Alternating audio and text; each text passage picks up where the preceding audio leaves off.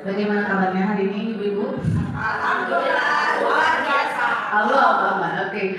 Senang bertemu kembali dalam keadaan sehat walafiat. Puji syukur kita panjatkan kepada Allah Subhanahu wa taala atas berkah dan rahmatnya kita bisa berkumpul dalam keadaan sehat walafiat.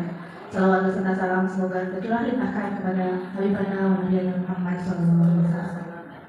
Kita awali kegiatan pengibasan budaya positif di lingkungan sekolah. Insya Allah diawali dengan ucapan basmalah bersama-sama agar berkarya. Bismillahirrahmanirrahim. Untuk menginjak acara selanjutnya, ada sambutan dulu Bu? Boleh? Sedikit ada sambutan berkata dari kepala sekolah, mungkin atau dari Bu Iin? Hah? Seorang kita tentang budaya positif di lingkungan sekolah. Assalamualaikum warahmatullahi wabarakatuh.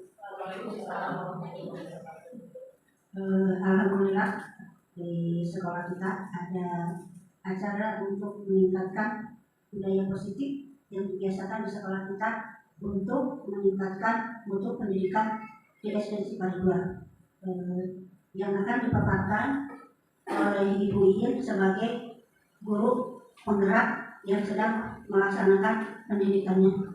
Maka dengan itu kita buka dengan ucapan Bismillahirrahmanirrahim. Silakan pada Iin untuk acara selanjutnya. Assalamualaikum warahmatullahi wabarakatuh. Alhamdulillah sudah dibuka. Insya Allah akan berjalan cukup singkat Bapak Ibu tapi berisi. Nah, langsung saja untuk pembahasan materi budaya positif di lingkungan sekolah akan disampaikan oleh Ibu Inal Mursalin SPD selaku guru penggerak angkatan ke-8 ya Bu. Oke, kepada Ibu Inal silakan.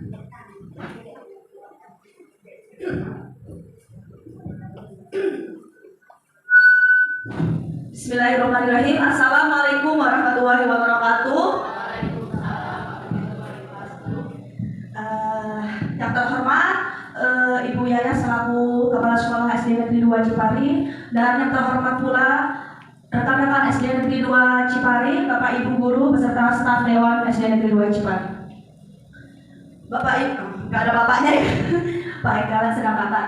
Ibu-ibu guru yang saya cintai, di sini saya akan memaparkan sedikit pengalaman dari saya selama mengikuti pendidikan guru penggerak ya.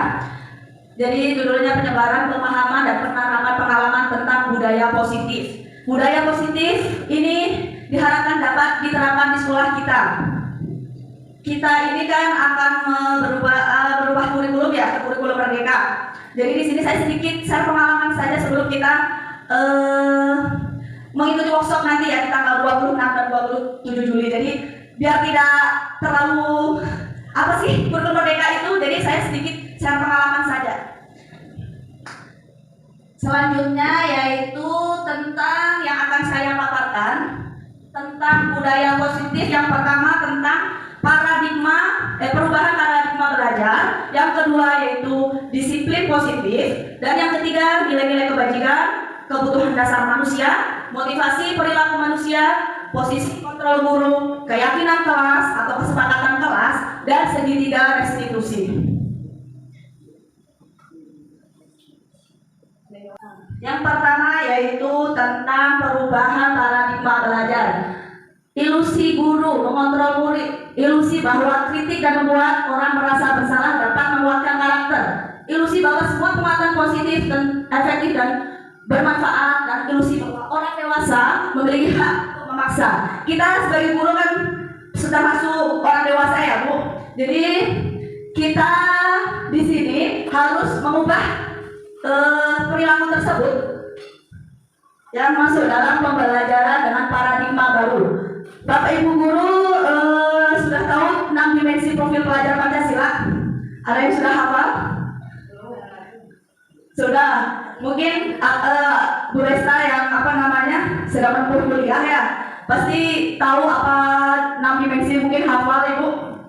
Tahu satu, berketuhanan yang Maha Esa dan Tuhan Ya. Kemudian gotong royong, Terus mandiri, terpikir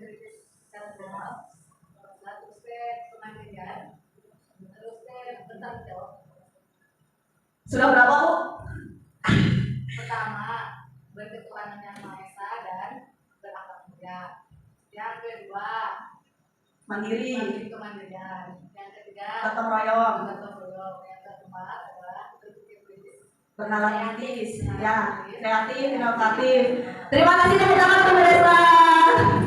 Nah, selanjutnya coba kita lihat dulu apa sih 6 dimensi profil pelajar Pancasila itu. Yang pertama yaitu beriman bertakwa kepada Tuhan Yang Maha Esa dan berakhlak mulia. Yang kedua mandiri.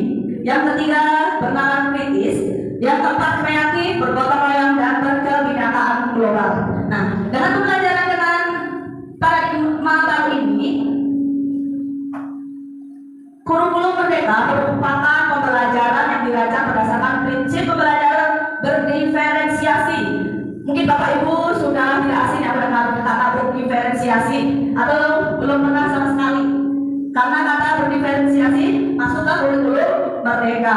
Sehingga peserta didik belajar sesuai kebutuhannya berdasarkan tahap perkembangan sesuai teori psikologi modern untuk mewujudkan karakter anak yang sesuai dengan dimensi profil pelajar Pancasila. Di antaranya yaitu ke-6 tadi ya, Bu. Sekarang mengubah dari paradigma stimulus respon kepada pendekatan teori kontrol. Nah, kita itu harus mengubah, Bu, paradigma stimulus respon kita sebagai guru. Stimulus dan respon realitas kebutuhan kita sama. Padahal teorinya kita, realitas kita berbeda. Jadi kebutuhan orang itu pasti berbeda-beda. Jadi kita tidak boleh memaksa. Yang kedua, semua orang melihat hal sama. Dan realitanya setiap orang itu memiliki gambaran berbeda. Yang ketiga, kita mencoba mengubah orang agar berpandangan sama dengan kita. Nah, realitanya kita berusaha memahami pandangan orang lain tentang dunia. Jadi pandangan-pandangan ini tuh harus diubah, ya Bu ya. Kita nggak boleh memaksa. Jadi misalkan terus orang lain bisa mengontrol saya. Nah, padahal orang lain itu tidak boleh mengontrol kita. Hanya Anda lah yang bisa mengontrol diri sendiri. Terus selanjutnya, pemaksaan ada pada saat bujukan gagal. Nah, kolaborasi dan konsensus menciptakan pilihan-pilihan baru. Selanjutnya yang terakhir yaitu model berpikir menang atau kalah. Nah, teori itu kita harus ubah jadi model berpikir menang-menang. Jadi dalam stimulus paradigma ini kita harus ubah pikiran kita. Tidak boleh memaksakan orang lain untuk apa yang sama dengan pikiran kita. Selanjutnya yaitu tentang apa itu disiplin positif.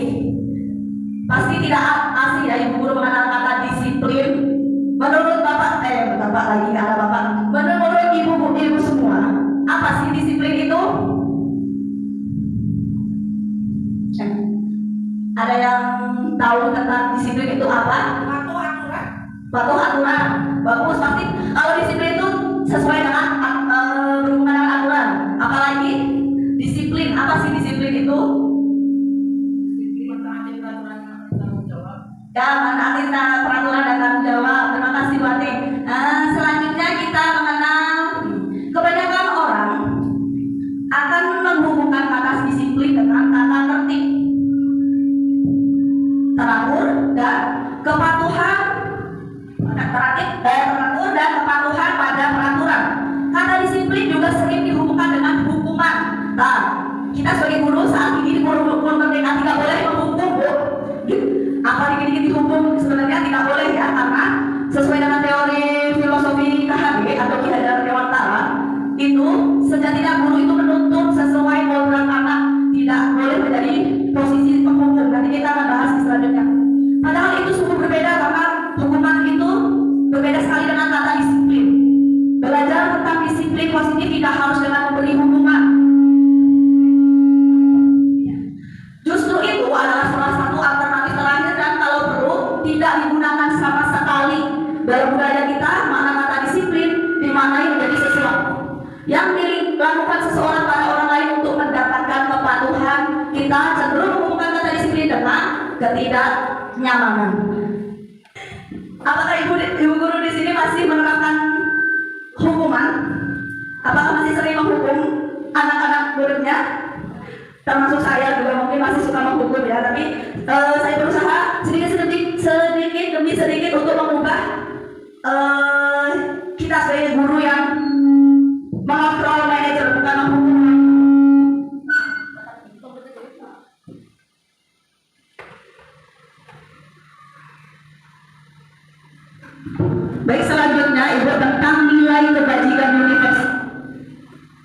Jadi selanjutnya yaitu tentang nilai kebajikan universal. Apa sih nilai kebajikan universal itu? Sifat positif manusia yang merupakan tujuan mulia yang ingin dicapai. Setiap nilai tersebut bersifat universal dan lintas bahasa.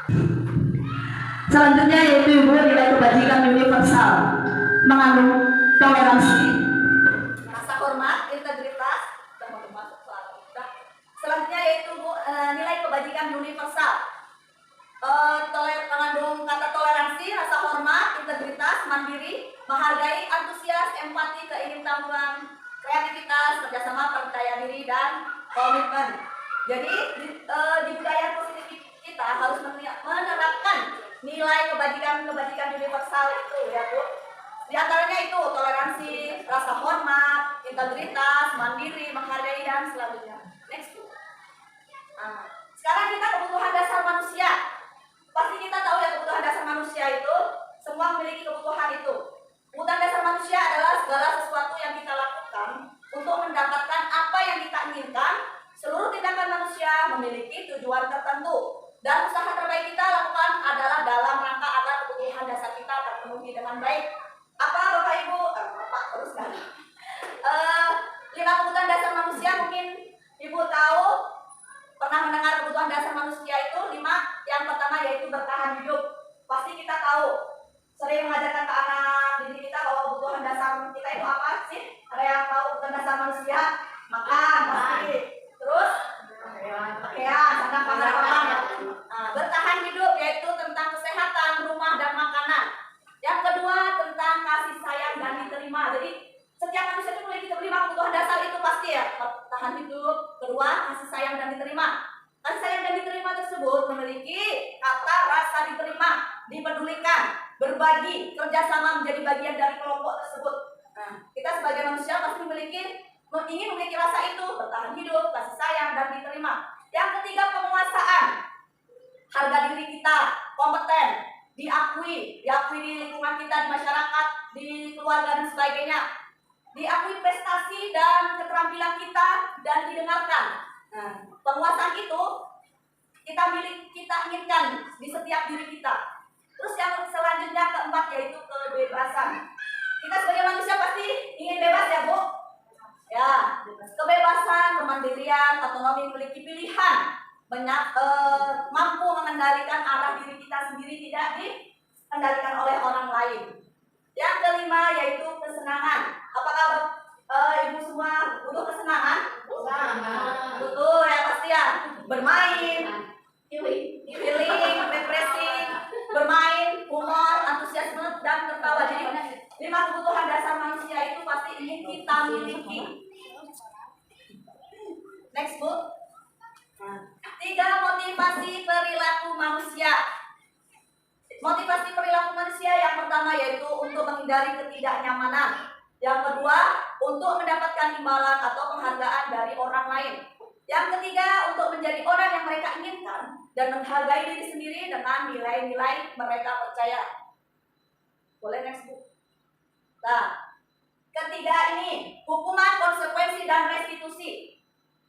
Di sekolah Bapak, Ibu semua apakah menerapkan hukuman, konsekuensi, atau restitusi? Restitusi teh naon? Nah, restitusi teh naon? Restitusi adalah, di sini sudah ada pengertiannya Bu. Hukuman, dan kita bahas dulu di hukuman. Jadi di kurikulum merdeka ini kita nggak boleh menerapkan hukuman. Kita ganti dengan restitusi. Terima kasih Bapak ingat restitusi Bu. Iya, kita yang menerapkan sebagai gurunya. Jadi ada prosesnya langkah nanti. Hukuman itu diberikan saat itu juga dengan tujuan membuat orang patuh, takut, dan membuat kesalahan.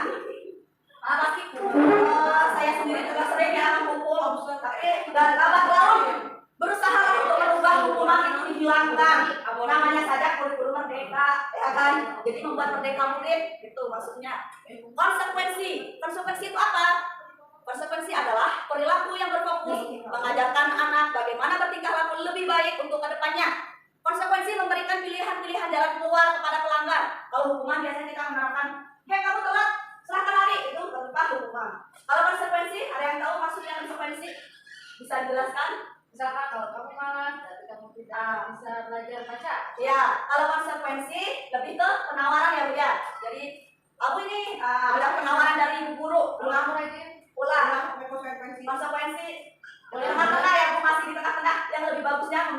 restitusi ini. Jadi dalam kurikulum Merdeka itu diterapkan restitusi ini. Nah sekarang Mana contohnya? nanti ada Bu, aku lagi berusaha restitusi. Biar nanti tidak asli waktu masuk tes IKM. Nah restitusi merupakan proses menciptakan kondisi bagi murid untuk memperbaiki kesalahan mereka. Proses menciptakan kondisi bagi murid untuk memperbaiki kesalahan mereka sehingga mereka bisa kembali pada kelompok mereka dengan karakter yang lebih kuat. Coba next Bu.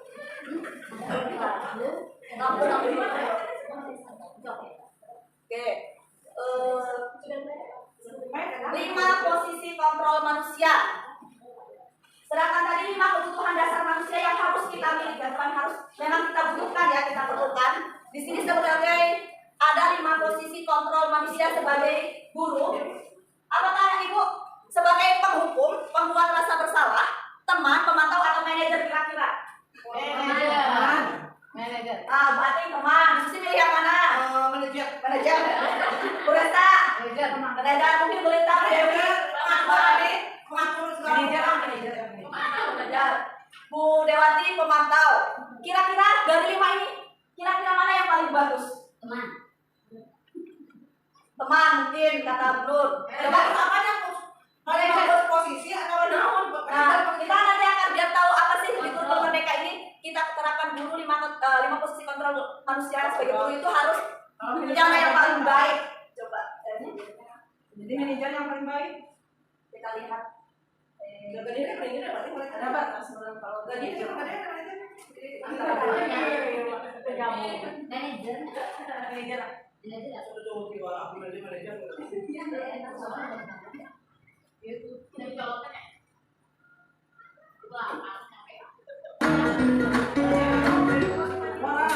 Salam rahasia Ibu dan Baik Bapak Ibu, kita akan lihat 5 posisi kontrol kita sebagai pemimpin pembelajaran. Mana sih yang paling bagus? Coba kita di posisi guru sebagai mana, kita coba lihat. pendidik agar dapat mengenali dirinya.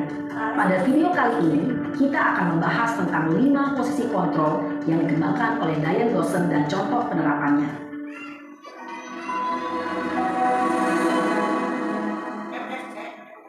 5 posisi kontrol itu adalah 1. Posisi penghukum, 2. Posisi pembuat merasa bersalah, 3. Posisi teman, 4. Posisi pemantau atau monitor, dan 5. Posisi manajer. Untuk lebih memahami kelima posisi tersebut, mari kita saksikan kasus Naren yang terlambat hadir 20 menit di sekolah dan melihat bagaimana kelima posisi kontrol dalam menghadapi masalah tersebut. Contoh posisi penghukum seperti video tersebut, Bu.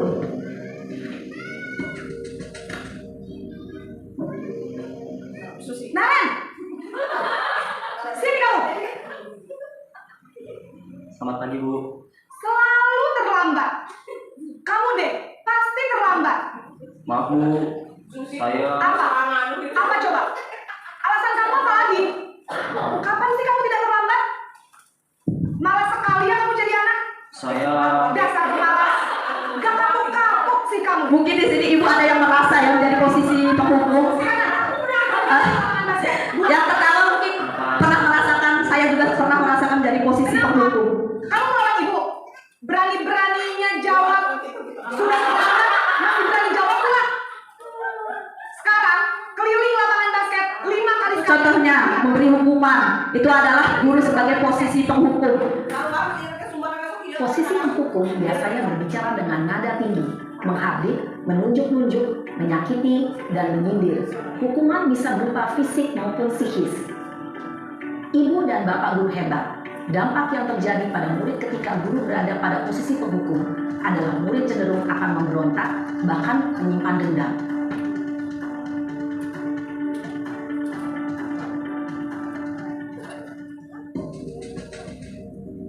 Selanjutnya yang kedua yaitu tentang posisi guru sebagai pembuat rasa bersalah. Apakah Bapak Ibu sudah pernah menjadi posisi itu, pembuat rasa bersalah? Naren, kamu kenapa terlambat lagi, nak? Ya Tuhan, Naren, kamu senang ya bikin ibu susah ya? Kalau kamu terlambat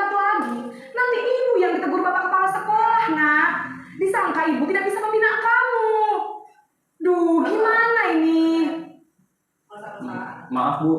Duh Gusti Naren. Kamu suka ya kalau ibu ditegur bapak kepala sekolah? Terus, sekarang ibu harus tulis apa ini di buku absen? Ini kamu sudah sering terlambat loh. Ibu harus apa coba? Maaf Bu. Maaf sekali. Ya sudah, lain kali jangan bikin ibu susah lagi ya nak ya. Ibu tidak akan kuat lagi kalau kamu begini terus. Bisa jantungan kalau ibu tegur bapak kepala sekolah. Sana cepat ke kelas. Maaf ya Bu. Maaf sekali. Nah Bu, yang paling parah itu posisi penghukum ya. Berbicara kalau perempuan merasa bersalah masih sedikit-sedikit. Namun kata-kata yang diutarakan membuat murid merasa menjadi orang yang gagal. Memandang guru Meskipun suaranya lembut, tapi kata-katanya menyalahkan murid. Ini masih kurang betul. Masih tidak boleh digunakan sebagai posisi guru. bersalah, murid akan menganggap dirinya yang bersalah dan ia akan menyimpan emosi negatif tersebut di dalam dirinya. Yang ketiga yaitu posisi teman. Siapa yang suka menjadi teman sahabat murid? Bu Susi biasanya suka murid-muridnya. Iya. Kelas 2 suka sama Bu Susi. Suka ramah. Nah. Selamat pagi Bu. Sudah jam berapa ini nak? Posisi teman berarti kata-katanya sangat lembut dan agak-agak lebay. Ibu saya lupa bangunkan saya Bu. Kamu malah menyalahkan ibu kamu. Kamu bukannya anak yang larinya paling kencang. Kok terlambat sih? Iya Bu, saya memang terlambat bangun tadi. Jadi biarpun saya lari kencang, tetap gak kekejar Bu. Ya sudah sana. Nanti lain kali larinya lebih kencang lagi ya. Biar gak terlambat lagi. Bikin senang ibu. Demi ibu. Bisa kan? Bisa lah Bu. Ya sudah sana. Kayaknya di sini yang posisi teman paling bonita ya, tak pernah marah. Kayaknya yang lainnya mungkin karena ya mungkin sama agak-agak galak. Berbicara dengan nada suara ramah, akrab, cenderung bersenda gurau untuk menjaga suasana tetap santai. Suara guru akan ramah, cenderung bersenda gurau untuk menghangatkan suasana. Ini posisi teman sudah termasuk guru yang baik ya, tapi masih ada yang lebih baik lagi dari posisi teman itu. Karena ini masih dorongan eksternal, maka ada faktor ketergantungan dari murid kepada orang tertentu. Di sini guru absennya, sehingga di lain waktu murid bisa berperilaku baik, namun hanya kepada orang-orang tertentu saja. Posisi teman sudah bagus tapi masih kurang bagus Bu. Nah sekarang selanjutnya posisi pemantau atau monitor.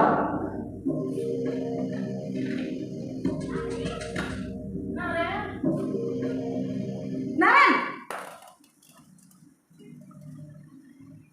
Selamat pagi Bu. Naren, apa peraturan sekolah kita tentang jam berapa kita harus masuk sekolah nak? Kita harus di sekolah jam 7 Bu. Iya betul, sekarang sudah jam 7.20. Naren sudah tahu konsekuensinya jika terlambat hadir. Paham Bu. Saya harus tinggal kelas pas jam istirahat selama 20 menit. Iya benar, konsekuensinya demikian. Jadi nanti jam 9.30 pas istirahat, kamu harus tinggal di kelas, kerjakan tugas tambahan untuk ketertinggalan kamu, ya? Baik Bu. Posisi pemantau mengandalkan penghitungan atau data untuk mengontrol murid. Guru mengarahkan murid berdasarkan peraturan dan konsekuensi. Seorang pemantau menunjukkan bahasa tubuh dan ekspresi wajah yang datar dan cenderung formal. Selanjutnya yang kelima, posisi manajer.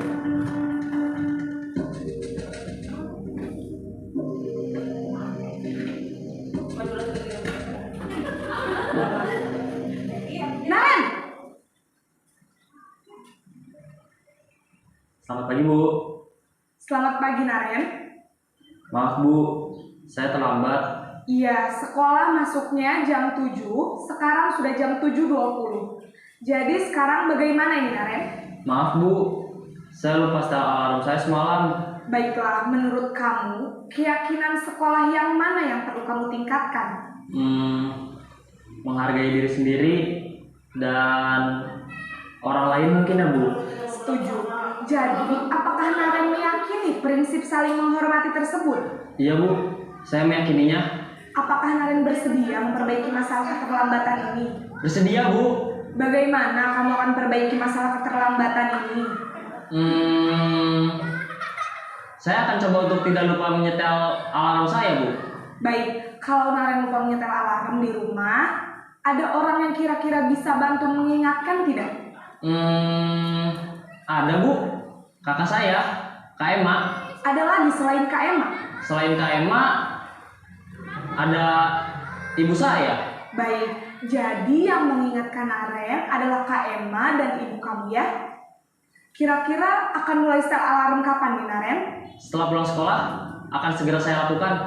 Baik, jadi Naren akan setel alarm untuk bangun besok pagi dan akan diingatkan oleh kakak dan ibunda Naren ya. Ada lagi yang mungkin perlu dilakukan Naren agar tidak terlambat bangun lagi? Tidak ada, Bu. Baik Naren, terima kasih untuk kerjasama kamu. Sekarang kamu perlu kembali ke kelas untuk belajar. Baik, Bu. Terima kasih. Baik Ibu, itu adalah cuplikan video sedikit. Kira-kira menurut Ibu semua, Sikap disiplin. posisi yang paling baik yang mana setelah melihat video tersebut? 45, manajer. Bu Susi apa? Ngantuk. Emang jam-jam ngantuk. Apa Bu Susi kira-kira? 45. Berarti 5. Jadi Ibu guru semua, posisi yang paling baik kita sebenarnya harus sebagai manajer. Jadi posisi manajer, suara manajer netral, tidak emosional, tidak terlalu ramah, dan tidak pernah ada kalau kita terlalu ramah juga kita tidak memiliki wibawa ya sebagai guru. Jadi kita harus menerapkan sedikit ketegasan. Tidak pernah ada tinggi, tapi sedang-sedang saja. Tercipta identitas positif berhasil. Jadi kita memasukkan keyakinan kelas ini di posisi manajer ini, Bu. Keyakinan kelas, kesepakatan kelas. Di kurikulum Merdeka kan kita harus membuat kesepakatan kelas ya, tidak peraturan lagi, nanti akan ada di ya keyakinan atau kesepakatan kelas sama.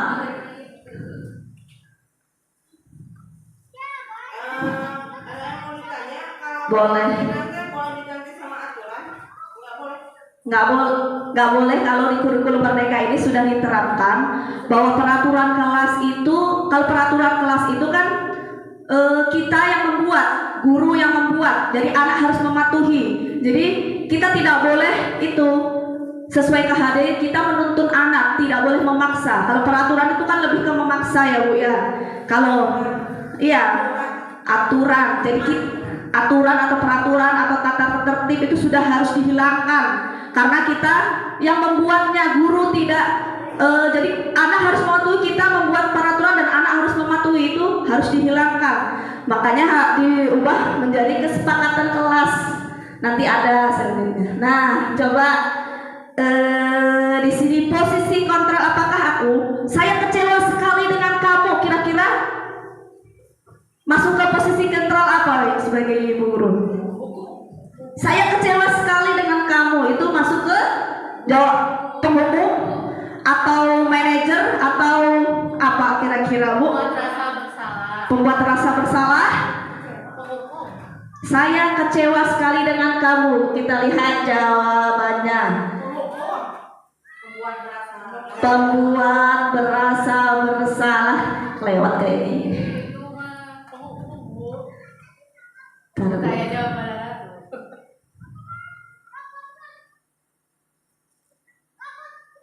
Benar? Enggak. Pembuat rasa bersalah. Kamu tidak pernah. Ini salah edit kayaknya deh. Saya kecewa sekali dengan kamu. Itu adalah kata-kata sebagai pembuat rasa bersalah. Kalau yang kedua, kamu tidak pernah benar melakukannya. Kira-kira sebagai jawaban posisi apa Bu? Sebagai posisi guru sebagai apa? Kamu tidak pernah benar melakukannya. Sebagai penghukum, benar. Selanjutnya, nah, posisi kontrol apakah aku? Apa rencanamu untuk menyelesaikan masalah ini? Coba boleh start jawabannya. Nah, mau manajer, benar sekali. Terus selanjutnya, stop. Posisi kontrol apakah aku? Ayolah lakukan demi bapak atau ibu ya. Teman. Teman, betul. Lanjut, Bu. Stop. Kamu tidak pernah mendapat nilai jika tidak mengerjakan tugas. Kira-kira posisi sebagai apa? Coba jawabannya apa, lihat. Pemantau, benar. Stop. Berarti Bapak Ibu sudah memahami ya jawabannya. Jawabannya benar. Berarti Bapak Ibu semua, Bapak Ibu terus, Ibu semua berarti alhamdulillah sudah paham 5 kontrol posisi guru tersebut. Jadi kita harus mengubah posisi itu sebagai manajer, itu saja. Mungkin ada sedikit ice breaking biar Bu Susi yang ngantuk tidak mengantuk. Yang lainnya juga biar tidur. Saya sendiri juga udah mengantuk.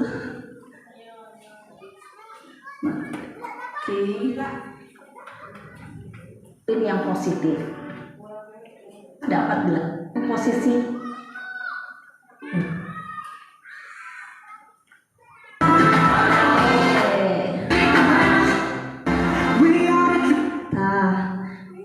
kita gerak sedikit supaya tidak mengantuk. Ibu.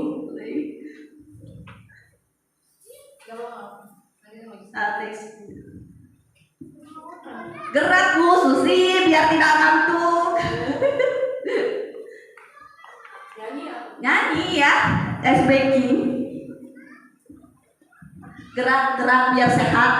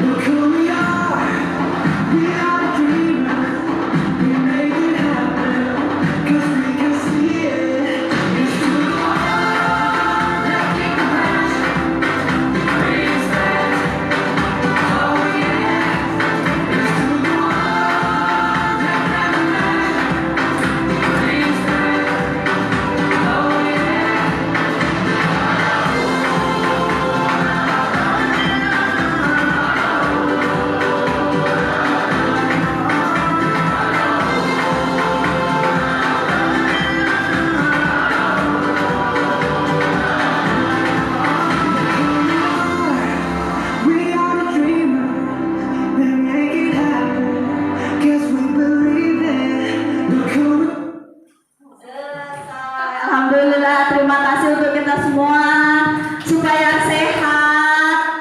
sehat badan kita, jiwa kita, jadi tidak perlu terlalu serius. Selanjutnya ini keyakinan kelas yang kita masih bingung apa sih keyakinan apa peraturan. Keyakinan apa peraturan apa kesepakatan. Keyakinan kelas. Mengapa keyakinan kelas bukan peraturan kelas? Ada yang tahu?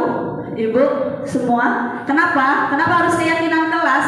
Kenapa tidak peraturan kelas? Kenapa harus diubah?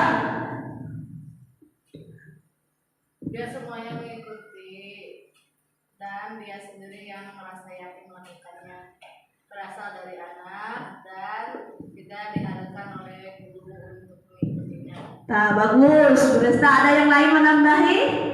Kenapa sih harus diubah keyakinan kelas? Kenapa tidak peraturan?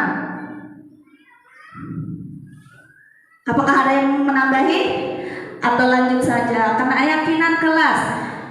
Yang dimaksud keyakinan kelas itu bersumber dari nilai-nilai positif yang dimiliki murid, harapan yang diinginkan murid dan harapan guru pada murid. Keyakinan kelas berupa kalimat positif, lugas, mudah dipahami dan bisa ditinjau untuk dikembangkan. Jadi bersifat abstrak, berupa pernyataan universal, dibuat dalam bentuk positif, mudah diingat dan difahami. Jadi keyakinan kelas itu harus disepakati oleh semua murid. Tidak boleh hanya guru saja. Kalau peraturan itu kan kita membuat peraturan nih dan harus murid mematuhinya. Kita sering menempel di kelas kita tata tertib kelas, tata tertib sekolah, peraturan kelas itu sudah tidak boleh, harus dihilangkan, ya, diubah menjadi keyakinan kelas. Contohnya, maksudnya keyakinan kelas, kita praktekkan di kelas. Bagusnya kita praktekkan di awal masuk pembelajaran ini, Bu. Awal ajaran baru ini kita harus menerapkan keyakinan kelas. Misalkan, anak-anak, hari ini kita akan membuat keyakinan kelas. Nah, pasti anak-anak bingung ya, Bu, apa tuh keyakinan kelas?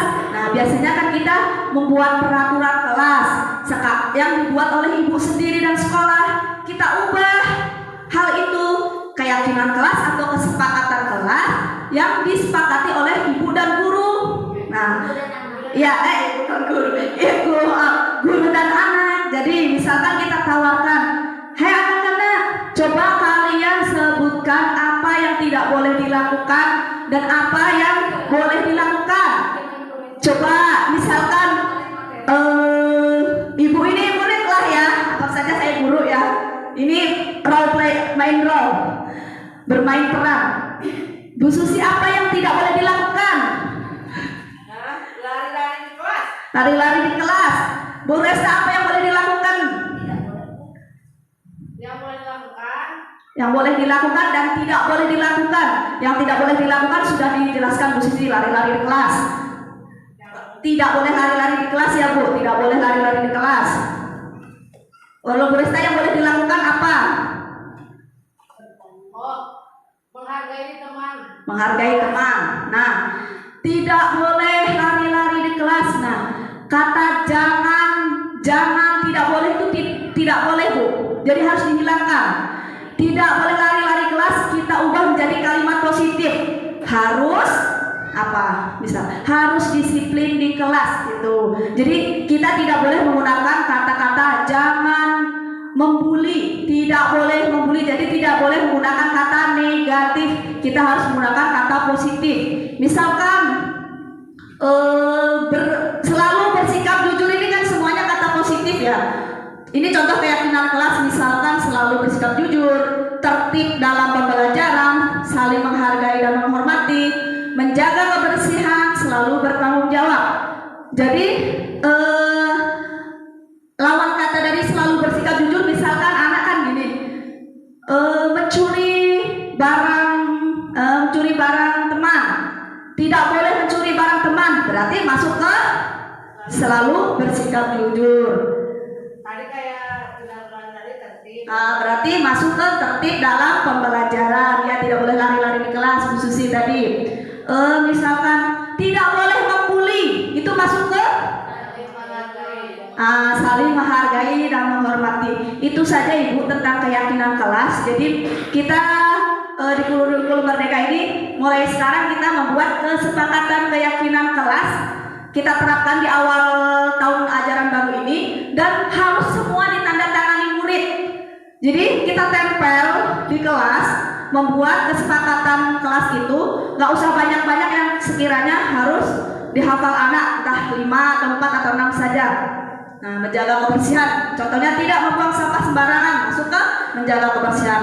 Jadi kita tulis kalau semuanya sudah disepakati anak, di bawahnya harus ada tanda tangan, boleh berupa cap jari, boleh berupa tanda tangan anak, atau kalau anak PAUD TK pun kalau sudah kurikulum Merdeka juga menerapkan keyakinan kelas dengan cap jari, cap pakai cat, dan coba terus selanjutnya. Oh iya. Ini salah satu contoh membuat keyakinan kelas yang Bapak Ibu diterapkan masih mau melakukan apa di awal semester? Simak video ini. Ini adalah salah satu ide kegiatan yang bisa Bapak Ibu guru lakukan. Kita di bisa awal terapkan semester. mulai sekarang buat keyakinan kelas di kelas masing-masing. Dan disiplin positif. Keyakinan kelas dibuat untuk memperoleh disiplin diri. Keyakinan kelas yang dibuat bersama dapat membentuk budaya Saya positif buat dan keyakinan karakter kelas. kuat melalui pembiasaan dan perilaku positif. Semuanya sekarang kurikulum Merdeka harus menerapkan keyakinan kelas di kelas. Apa Jadi sih setiap kelas mempunyai keyakinan kelas sendiri-sendiri. Oke, kita bahas. Peraturan Berbeda dengan kelas lain. untuk dipatuhi dan ditaati oleh murid. Sedangkan keyakinan kelas dibuat bersama antara murid dan guru, yang usulannya berasal dari murid. Guru di sini hanya sebagai fasilitator. Nah, di sini murid akan memiliki ownership atau rasa memiliki. Mereka merasa didengar dan dihargai. Dengan keyakinan kelas yang bersumber dari keyakinan yang dimiliki murid atas dasar nilai-nilai kebajikan yang mereka yakini, maka murid akan lebih memiliki motivasi internal sehingga dapat lebih tergerak, bersemangat, dan bertanggung jawab dalam menjalankan keyakinan yang mereka telah sepakati. Oh iya, jangan lupa libatkan murid dalam membuat pajangan keyakinan kelasnya ya, agar muncul rasa ownership atau rasa memiliki dari mereka. Selamat menyambut tahun ajaran baru. See you in the next video. Bapak Ibu guru masih bingung mau lakukan apa di awal semester? Itu salah satu contoh membuat keyakinan Ini adalah kelas. salah satu Jadi ibu kegiatan guru yang semua, bisa Bapak Ibu. mulai ajaran baru ini di kurikulum Merdeka kita diharapkan membuat keyakinan kelas masing-masing. Tidak harus sama keyakinannya setiap kelas. Nah, selanjutnya itu segitiga restitusi yang tadi masih menanyakan apa sih segitiga restitusi itu? Segitiga restitusi merupakan tahapan tindakan yang dilakukan guru untuk membawa siswa menaati kesepakatan kelas yang telah ditetapkan dan mengakui secara sadar dan terbuka ketika melakukan kesalahan serta merasakan kenyamanan ketika sudah berperilaku jujur. Jadi setelah menerapkan posisi, kan tadi ada posisi ada penghukum, konsekuensi dan restitusi. Nah, kita di sini harus menerapkan restitusi. Segitiga restitusi sendiri memiliki 3 tahapan, yaitu pertama menstabilkan identitas, yang kedua validasi tindakan yang salah, yang ketiga baru menanyakan keyakinan. Ketika ada kasus anak, misalkan anak berkelahi dan sebagainya, pertama tahapan awal kita harus menstabilkan identitas tersebut. Yang kedua baru memvalidasinya tindakan yang salah itu kenapa, alasan dan sebagainya. Nah, yang ketiga baru kita menanyakan keyakinan. Apakah kamu sudah melakukan keyakinan kelas kita? Apakah kalian sudah menaati keyakinan kelas kita? Nah, di situ kita harus menerapkan segitiga restitusi. Nah, jadi menstabilkan identitas itu maksudnya kita semua akan melakukan hal terbaik yang bisa kita lakukan. Yang kedua, validasi tindakan yang salah. Semua perilaku itu memiliki alasan. Jadi anak ketika memiliki kasus, apa alasan kamu memiliki melakukan kesalahan tersebut? Nah, ketiga baru menyadarkan tentang kesepakatan kelas kita.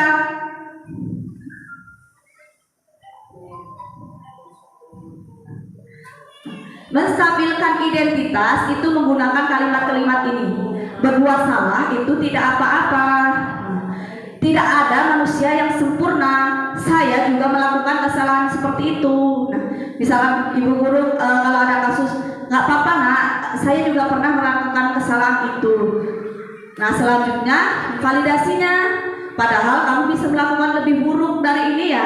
Kamu pasti punya alasan. Nah, kedua menanyakan kenapa alasannya. Kenapa kamu melakukan alasan itu? Yang ketiga baru mengingatkan tentang keyakinan yang telah dibuat di kelas.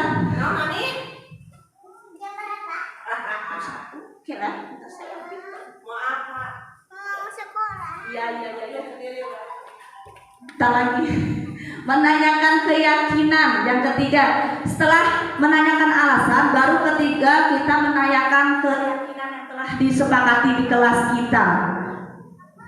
Nah, ini salah satu contoh syuting saya dengan dengan salah satu murid kita yang tidak asing.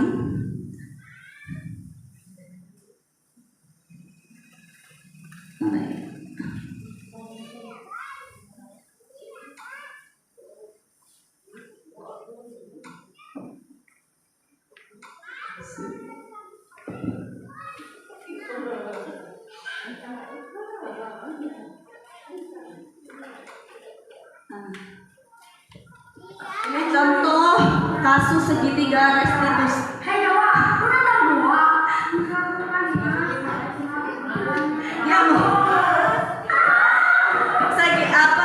Syuting murid kita, saya menerapkan kasus segitiga restitusi termasuk menerapkan bagaimana cara menerapkan segitiga restitusi itu.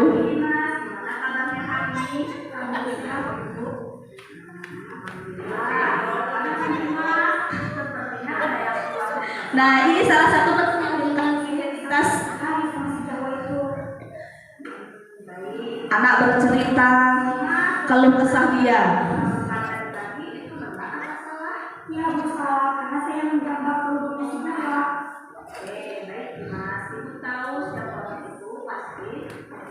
Setiap orang itu mempunyai kesalahan.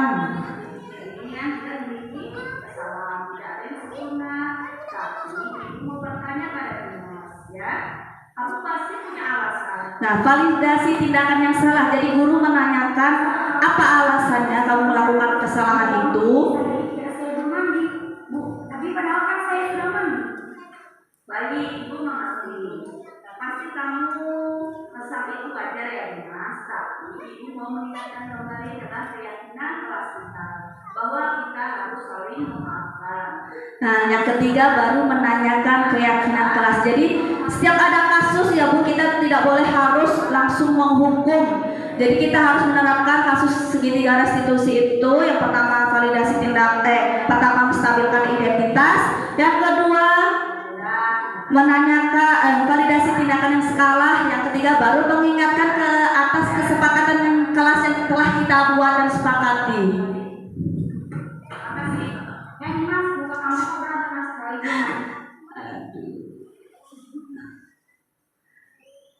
Tos mana ya?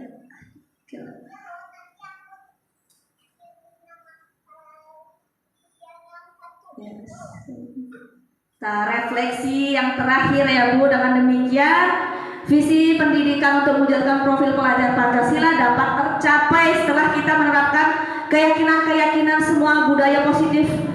Keenam budaya positif itu ada yang segitiga restitusi, posisi kontrol guru, posisi kebutuhan dasar manusia, dan semuanya itu harus kita pahami agar semua visi itu tercapai dengan baik. Visi sekolah kita, masih ingat kan visi sekolah kita?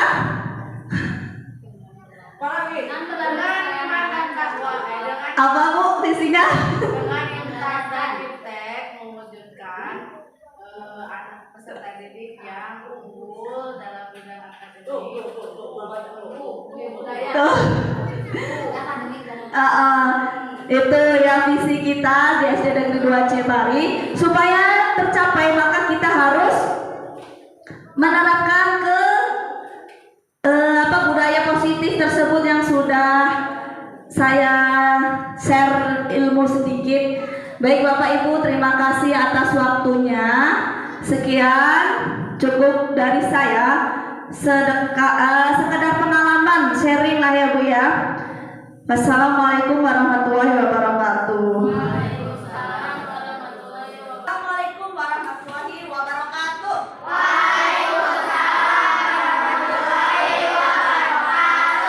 Gimana kabarnya hari ini? Alhamdulillah luar biasa. Allahu Akbar. Oke, sehat semua ya. Nah, hari ini kita akan membuat keyakinan kelas. Apa itu keyakinan kelas? Ada yang tahu?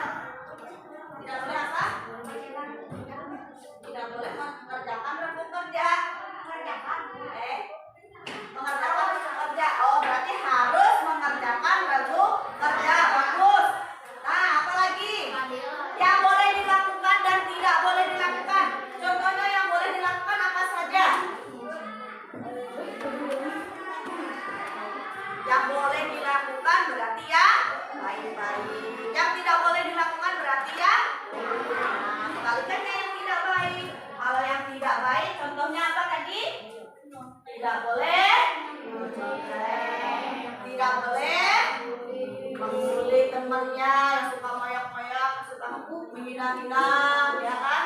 Apalagi suka menghina nama bapaknya, ayahnya, mamanya. Ayo, siapa yang suka gitu? Siapa? Fadil, nggak boleh lagi. Nah, ya kan? Makanya namanya siapa? Ya siapa? Moyak-moyak itu tidak boleh. Karena apa? Menyakiti hati temennya. Kalau kamu mau nggak disakiti? Ya kalau tidak mau disakiti, berarti tidak boleh menyakiti temennya. Harus adil. Terus apa lagi? Tidak boleh apa? Tidak boleh apa lagi tadi? Tidak boleh bolos saat jam pelajaran. Terus apa lagi? Tidak boleh membuang sampah sembarangan. Apa lagi? Itu yang tidak baik. Kalau yang baik contohnya apa? Yang harus kita lakukan di kelas atau yang harus kita lakukan di kelas ada. Contohnya membuang sampah pada tempatnya. Bagus. Apa lagi?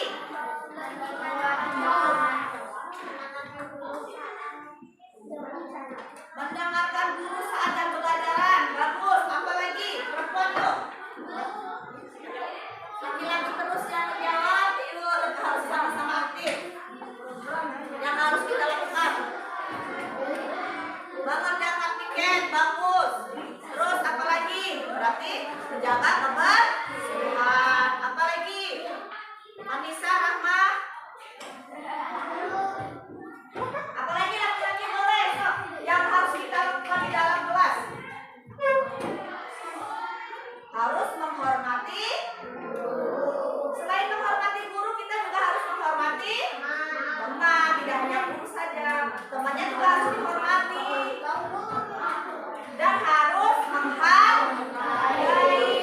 Selain menghargai guru, kita juga harus menghargai teman. Sekarang kita akan membuat keyakinan kelas. Kalau keyakinan kelas itu dibuat dan disepakati bersama oleh ibu guru dan kalian. Jadi yang membuat kita berdua, ya, guru dan murid. Jadi bedanya kalau peraturan itu dibuat oleh ibu guru sendiri dan kalian harus patuh taat, ya. Kalau keyakinan kelas itu dibuat oleh berdua, ibu sama kalian. Oke, paham? Sekarang di sini ada sticky note. Buku apa namanya sticky note nih? Buku catatan kecil, ya. Ibu bagi nanti kalian menulis membuat dua, masing-masing dibagi dua ya nanti. Yang satu membuat yang tidak boleh dilakukan. Yang satu lagi membuat yang boleh dilakukan. Kita sekarang yang boleh dilakukan dulu, yang tidak boleh dilakukan dulu di dalam kelas, oke? Nah, tulis masing-masing nanti. Bercanda